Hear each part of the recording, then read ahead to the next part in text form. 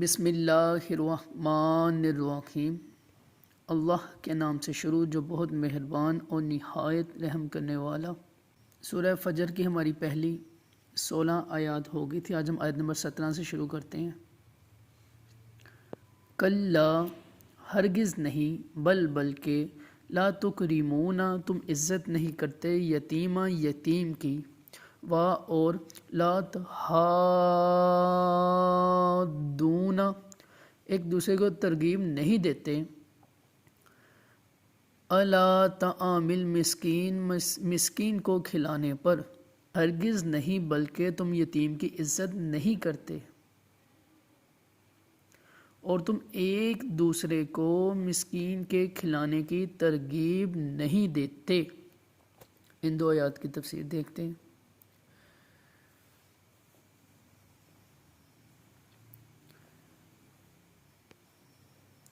کلا بل لا تکرمون الیتیم، ہرگز نہیں بلکہ تم یتیم کی عزت نہیں کرتے۔ ارشاد فرمایا کہ عزت و دولت کا معیار وہ ہرگز نہیں جو تم نے سمجھ رکھا ہے کہ عزت و دولت کی وجہ سے اور ذلت و غربت، کہ عزت دولت کی وجہ سے اور ذلت غربت کی وجہ سے ہوتی ہے۔ مال و دولت کی یہ تقسیم تو اللہ تعالیٰ کی حکمت ہے کہ کبھی کسی حکمت سے دشمن کو دولت دے دیتا ہے اور کبھی مخلص بندے کو فقر و فاقہ میں مبتلا کر دیتا ہے۔ اصل عزت و ذلت کا معیار طاعت و معصیت پر ہے، لیکن کفار اس حقیقت کو نہیں سمجھتے، اور یوں ہی ان کے جاہل مقلد بھی اس حقیقت کو نہیں سمجھتے۔ تم میں سے اللہ تعالیٰ کی بارگاہ میں جو ذلیل ہے وہ نہیں جو مال کی کمی کا شکار ہے، بلکہ اللہ تعالیٰ کے ہاں تمہاری ذلت کا سبب یہ ہے کہ تم یتیم کی عزت نہیں کرتے اور دولت مند ہونے کے باوجود ان کے ساتھ اچھے سلوک نہیں کرتے اور انہیں ان کے حقوق نہیں دیتے جن کے وہ وارث ہیں۔ مقاتل نے کہا کہ امیہ بن خلف کے پاس قدامہ بن مظعون یتیم تھے، وہ انہیں ان کا حق نہیں دیتا تھا۔ اس پر یہ آیت مبارکہ نازل ہوئی، وَلَا تُحَاضُّونَ عَلَىٰ طَعَامِ الْمِسْكِينِ، اور تم ایک دوسرے کو مسکین کے کھلانے کی ترغیب نہیں دیتے۔ یعنی تمہاری ذلت کا دوسرا سبب یہ ہے کہ تم خود بھی کھانے کی خیرات نہیں کرتے اور دوسروں کو بھی اس کی رغبت نہیں دیتے بلکہ اس سے روکتے ہو۔ آگے آیت نمبر 19 اور 20 دیکھتے ہیں۔ اور تأکلون تم کھا جاتے ہو، تراث میراث کا سارا مال، اکلا لما جمع کر کے کھا جانا، اور تحبون محبت رکھتے ہو، مالا مال سے، حباً جما بہت زیادہ محبت، اور میراث کا سارا مال جمع کر کے کھا جاتے ہو اور مال سے بہت زیادہ محبت رکھتے ہو۔ ان دو آیات کی تفسیر دیکھتے ہیں۔ وَتَأْكُلُونَ التُّرَاثَ أَكْلًا لَمًّا، اور میراث کا سارا مال جمع کر کے کھا جاتے ہو۔ یہاں کفار کی تیسری خرابی اور ذلت کا بیان ہے کہ تم میراث کا مال کھا جاتے ہو اور حلال و حرام میں تمیز نہیں کرتے اور عورتوں اور بچوں کو وراثت کا حصہ نہیں دیتے بلکہ ان کے حصے خود کھا جاتے ہو۔ جاہلیت میں یہی دستور تھا۔ اس بیان کردہ ظلم میں بہت سی صورتیں داخل ہیں، اور فی زمانہ جو چچا تایا قسم کے لوگ یتیم بھتیجوں کے مال پر قبضہ کر لیتے ہیں، یا روٹین میں جو بہنوں بیٹیوں یا پوتیوں کو وراثت نہیں دی جاتی وہ بھی اسی میں داخل ہے کہ شدید حرام ہے۔ وَتُحِبُّونَ الْمَالَ حُبًّا جَمًّا، اور مال سے بہت زیادہ محبت رکھتے ہو۔ یہاں کفار کی ذلت اور چوتھی خصلت بیان کی گئی ہے، اور یہ حقیقت میں بقیہ جملہ امراض کی جڑ اور بنیاد ہے، اور وہ ہے مال و دنیا کی محبت۔ ارشاد فرمایا کہ تم مال سے بہت زیادہ محبت کرتے ہو کہ اس کو خرچ کرنا ہی نہیں چاہتے، اور اسی سبب سے یتیموں کی عزت نہیں کرتے، مسکینوں کو کھانا نہیں کھلاتے، دوسروں کو صدقہ خیرات کی ترغیب نہیں دیتے بلکہ دوسروں کا مال کھا جاتے ہو، ان کے زمین جائیداد مال وراثت ملکیت پر قبضے کرتے ہو، بلکہ اسی سبب سے قتل و غارت گری کرتے ہو، الگرد فساد کی جڑ یعنی مال کی محبت کی وجہ سے ہر طرح کا بگاڑ پیدا کرتے ہو۔ مال کی محبت نہایت تباہ کن، اسی لیے قرآن و حدیث میں اس کی کثرت مذمت بیان کی گئی ہے۔ چنانچہ اللہ تعالیٰ ارشاد فرماتا ہے سورہ آل عمران آیت نمبر 14، ترجمہ دیکھتے ہیں، لوگوں کے لیے ان کی خواہشات کی محبت کو آراستہ کر دیا گیا، یعنی عورتوں اور بیٹوں اور سونے چاندی کے جمع کیے ہوئے ڈیروں اور نشان لگائے گئے گوروں اور مویشیوں اور کھیتوں کو ان کے لیے آراستہ کر دیا گیا۔ یہ سب دنیاوی زندگی کا ساز و سامان ہے، صرف اللہ کے پاس اچھا ٹھکانہ ہے۔ اور ارشاد میں سورہ ہود ہے آیت نمبر 15 ہے، جو دنیا کی زندگی اور اس کی زینت چاہتا ہو تو ہم دنیا میں انہیں ان کے اعمال کا پورا بدلہ دیں گے اور انہیں دنیا میں کچھ کم نہ دیا جائے گا۔ اور اب تعالیٰ ارشاد فرماتا ہے سورہ شورا آیت نمبر 20 ہے، جو آخرت کی کھیتی چاہتا ہے تو ہم اس کے لیے اس کی کھیتی میں اضافہ کر دیتے ہیں، اور جو دنیا کی کھیتی چاہتا ہے تو ہم اسے اس میں سے کچھ دے دیتے ہیں اور آخرت میں اس کا کچھ حصہ نہیں۔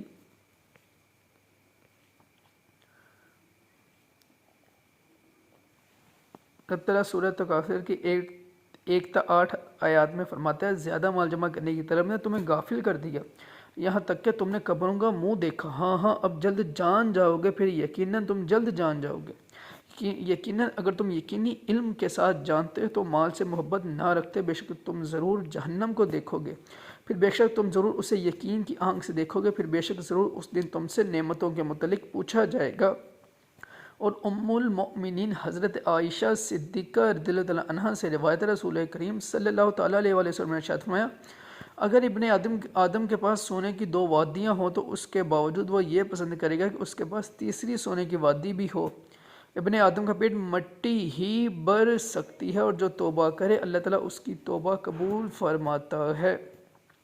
تو عبداللہ بن عباس رضی اللہ تعالیٰ عنہما سے روایت ہے، حضور اقدس صلی اللہ تعالیٰ علیہ وسلم نے ارشاد فرمایا، اگر آدمی کے پاس اتنا مال ہو جس سے میدان بھر جائے تو وہ ضرور چاہے گا کہ اس کے پاس اور مال ہو، اور وہ آدمی کی آنکھ کو مٹی ہی بھر سکتی ہے۔ ابو ہریرہ رضی اللہ عنہ سے روایت ہے، نبی اکرم صلی اللہ تعالیٰ علیہ وسلم نے ارشاد فرمایا، دینار و درہم کے بندے نیز ریشمی چادروں اور اونی کپڑوں کے بندے ہلاک ہوئے، کیونکہ اگر یہ چیزیں انہیں دے دی جائیں تو وہ راضی ہوں گے، اور اگر نہ دی جائیں تو وہ راضی نہیں ہوتے۔ البتہ یہاں یہ یاد ہے کہ آیت میں فرمایا گیا کہ تم مال سے بہت زیادہ محبت کرتے ہو، اس سے معلوم ہوا کہ مال کی محبت مطلقاً بری نہیں بلکہ بہت گہری محبت بری ہے۔ گہری محبت کی کئی صورتیں، جہاں خرچ کرنا ضروری ہے وہاں بھی خرچ نہ کرے، حلال و حرام میں تمیز باقی نہ رہے، سوتے جاگتے مال حاصل کرنے کی فکر میں رہے، مال کی طلب میں آخرت سے بے پرواہ اور اللہ اور رسول سے غافل ہو جائے، مال طلبی میں فرائض و واجبات ترک کر دے وغیرہ۔ آگے آیت نمبر 21 دیکھتے ہیں، کلا ہاں ہاں، اذا جب دکت الارض ریزہ ریزہ کر دی جائے گی زمین،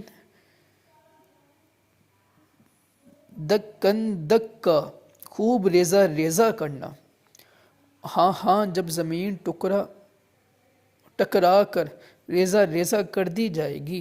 نمبر 21 کی تفسیر دیکھتے ہیں، یہاں سے قیامت آنے پر جو ہولناک واقعات رونما ہوں گے ان کا بیان کیا گیا ہے، چنانچہ وہاں کے تفصیلی واقعات کتب حدیث بلکہ خود قرآن پاک میں موجود ہے، جیسے سورہ تقویر، سورہ انفطار، سورہ القیامہ، سورہ زلزال وغیرہ میں وہ احوال موجود ہیں۔ یہاں فرمایا گیا کہ زمین ٹکرا کر پاش پاش کر دی جائے گی، اور اس پر پہاڑ اور عمارت کسی چیز کا نام و نشان نہ رہے گا، نہ کوئی پہاڑ، نہ غار، نہ عمارت، نہ پلازے، نہ پل، نہ کچھ اور، یہ سب کچھ نفخے کے وقت ہوگا، جب دوسرے نفخہ پر زمین لوہے کی طرح سخت اور میدے کی روٹی کی طرح چکنی و صاف ہو جائے گی۔ آگے آیت نمبر 22 دیکھتے ہیں، اور جاء آئے گا ربو کا تمہارے رب کا حکم، والملائکہ اور فرشتے، صفاً صفا قطار در قطار، اور تمہارے رب کا حکم آئے گا اور فرشتے قطار در قطار آئیں گے۔ یہاں قیامت کا دوسرا منظر بیان فرمایا گیا کہ تمہارے رب عز و جل کا حکم آئے گا اور فرشتے قطار در قطار آئیں گے۔ اللہ تعالیٰ کے لیے آنے کا بیان متشابہات میں سے ہے کہ اس کا لغوی معنی معلوم ہے لیکن حقیقی مراد اللہ تعالیٰ جانتا ہے، اور علماء تاویل کے اعتبار سے رب عز و جل کے آنے سے مراد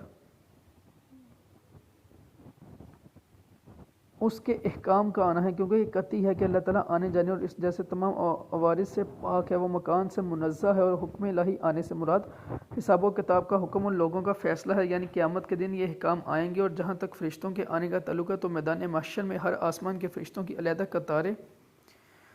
قطار یا دوزخ کے ہر طبقے اور جنت کے تمام طبقوں کے علیحدہ قطاریں یا مقرب فرشتوں یا اقسام کے فرشتوں کی علیحدہ علیحدہ قطاریں ہوں گی۔ آگے آیت نمبر 23 اور 24 دیکھتے ہیں۔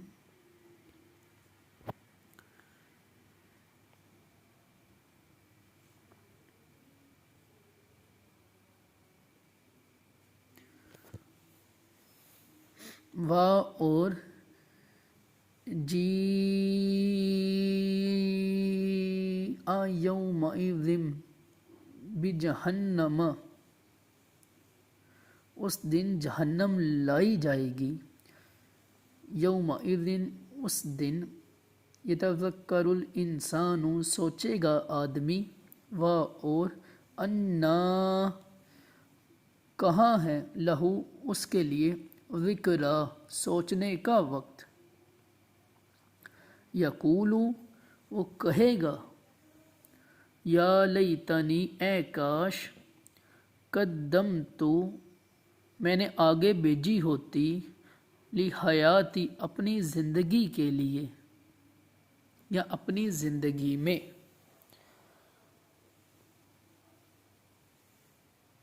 اور اس دن جہنم لائی جائے گی، اس دن آدمی سوچے گا، اور اب اس کے سوچنے کا وقت کہاں، اور کہے گا اے کاش کہ میں نے اپنی زندگی میں کوئی نیکی آگے بھیجی ہوتی۔ ان دو آیات کی تفسیر دیکھتے ہیں۔ وَجِیءَ یَوْمَئِذٍ بِجَہَنَّمَ، اور اس دن جہنم لائی جائے گی۔ قیامت دن جہنم کو لائے جانے کا منظر بڑا ہولناک ہے۔ لہذا مفسرین فرماتے ہیں کہ جہنم کی 70,000 باغیں ہوں گی، ہر باغ پر 70,000 فرشتے جمع ہو کر اس کو کھینچیں گے، اور وہ جوش و غضب میں ہوں گی، یہاں تک کہ فرشتے اس کو عرش کے بائیں جانب لائیں گے۔ اس روز سب نفسی نفسی کہتے ہوں گے سوائے حضور پنور حبیب خدا سید الانبیاء صلی اللہ تعالیٰ علیہ وسلم کے۔ حضور اکرم صلی اللہ تعالیٰ علیہ وسلم یا ربی امتی امتی فرماتے ہوں گے۔ جہنم حضور اکرم صلی اللہ تعالیٰ علیہ وسلم سے عرض کرے گی، اے سید عالم صلی اللہ تعالیٰ علیہ وسلم، آپ کا میرا کیا واسطہ، اللہ تعالیٰ نے آپ کو مجھ پر حرام کر دیا ہے۔ اس دن انسان سوچے گا اور اپنی غلطیوں، لغزشوں، خطاؤں اور گناہوں کو سمجھے گا، لیکن وہ وقت سوچنے کا نہیں ہوگا، اور اس وقت کا سوچنا سمجھنا کچھ فائدہ نہ دے گا، اور اس سوچنے سے صرف حسرت حاصل ہوگی۔ اسی وجہ سے قیامت کا ایک نام یوم الحسرتی یعنی حسرت کا دن بھی ہے۔ یقول یا لیتنی قدمت لحیاتی، وہ کہے گا اے کاش کہ میں نے اپنی زندگی میں کوئی نیکی آگے بھیجی ہوتی۔ ارشاد فرمایا کہ قیامت کے دن آدمی کہے گا کہ اے کاش میں نے اپنی زندگی میں کوئی نیکی آگے بھیجی ہوتی۔ یہاں زندگی سے مراد یا دنیاوی زندگی یا اخروی زندگی۔ پہلی صورت میں آیت کا مطلب یہ ہے کہ کاش میں دنیاوی زندگی میں کچھ نیکیاں کما کر آگے بھیج دیتا۔ دوسری صورت میں مطلب یہ ہے کہ کاش میں نے اس دائمی زندگی کے لیے کچھ بیج دیا ہوتا۔ ساری عمر فانی زندگی کے لیے کمائی کی اور خدا کو یاد نہ کیا۔ کفار کے لیے یہ پچھتانا بھی عذاب ہوگا۔ دنیا میں نیکوکار مومن کا نادم ہونا درجات کی ترقی کا سبب ہے، گناہ گار مومن کا پچھتانا توبہ ہے، مگر کافر کا قیامت میں پچھتانا محض عذاب ہے۔ آگے آیت نمبر 25-26 دیکھتے ہیں۔ فَيَوْمَئِذٍ، تو اس دن، لا يُعَذِّبُ عذاب نہ کرے گا، عذابہ اللہ کے عذاب کی طرح، احدن کوئی ایک، اور لا یوثق نہیں باندھے گا، وثاقہ احد اس کے باندھنے کی طرح کوئی ایک،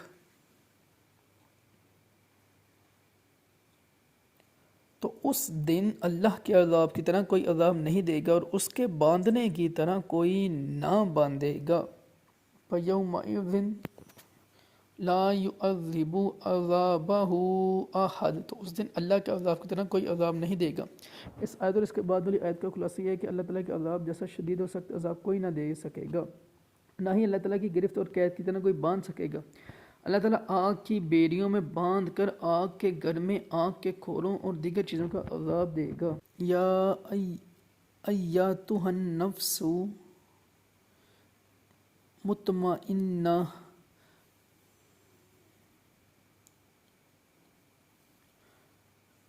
اے اطمینان والی جان، ارجعی الی ربک راضیۃ مرضیہ، تو لوٹ اپنے رب کی طرف اس سے راضی، اس کی بارگاہ میں پسندیدہ۔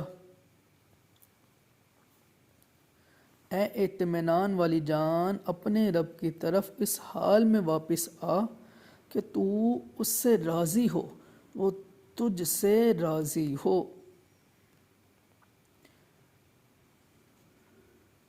یا ایتھا النفس المطمئنہ، اے اطمینان والی جان۔ کفار کا عذاب و انجام کو بیان کرنے کے بعد اب ان لوگوں کا تذکرہ کیا جا رہا ہے جن کی زندگی اللہ تعالیٰ پر سچے ایمان و اطاعت و عبادت میں گزری، یاد الہی جن کے دلوں کا قرار تھا اور ذکر خدا سے جن کے دلوں کو سکون ملتا تھا، جو ایمان اور یقین پر ثابت قدم رہے اور اللہ تعالیٰ کے حکم کے سامنے سر تسلیم و اطاعت خم کرتے رہے۔